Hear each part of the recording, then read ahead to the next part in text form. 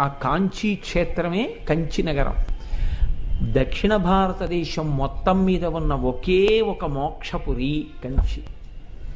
కాబట్టి అసలు ఆ కంచి నగరమే అంత గొప్పది.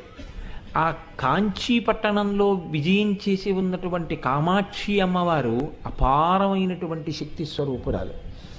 అందుకే ఆ తల్లి దేవాలయం ఒక గమ్మత్తైన రీతిలో ఉంటుంది. ఆ దేవాలయం లోపలికి ఎలా వెడతామో బయటికి అలాగే రావాలి తప్ప దేవాలయం లోపలికి వెళ్ళి వేరొక ప్రాకారంలోంచి బయటికి వెళ్ళడం కుదరదు.